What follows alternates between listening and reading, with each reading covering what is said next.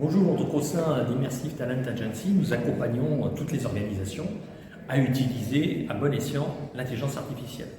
Et pour ça, plusieurs choses qui sont intéressantes pour vous à faire attention quand vous menez un projet d'intelligence artificielle, c'est d'abord tout simplement de donner une feuille de route, c'est-à-dire où on va aller avec l'IA, à quoi ça va servir et notamment quels usages par métier.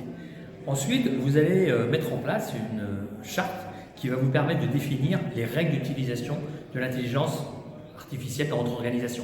Parce qu'on a des problématiques de droit, on a des problèmes de confidentialité, des problématiques d'hallucination, parce que l'IA fait des choses qu'elle ne doit pas faire, donc tout ça, ça se contrôle et ça se prépare.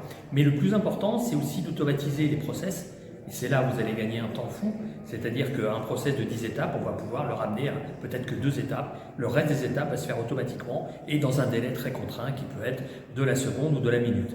Et enfin, les agents conversationnels, les fameux chatbots qu'on connaissait par le passé, qui aujourd'hui deviennent intelligents et qui permettent à chacun de pouvoir poser des questions et d'avoir des réponses très rapides et des réponses surtout en langage naturel par rapport à une question qui est posée en langage naturel. Et je vous donne rendez-vous en 2025 parce que vous verrez que le game changer va être l'utilisation de la voix.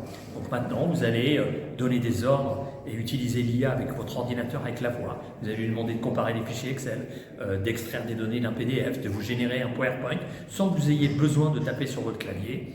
Et il va y avoir la même chose sur les sites internet et aussi, pourquoi pas, sur des applications où vous pourrez avoir des conseils avec des avatars qui sont des clones d'humains ou pas, peu importe, mais en tout cas qui vous permettront, en dehors par exemple des heures de travail, de pouvoir répondre à vos clients ou à vos administrés. Alors la question du jour, est-ce que l'entreprise peut se passer d'IA? J'aurais tendance à dire non, mais il faut l'utiliser à bon escient.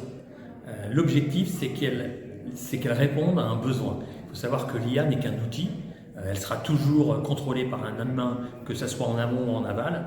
Mais aujourd'hui, faire l'impasse sur l'IA, c'est prendre du retard et rester sur le quai de la gare et regarder le train qui passe.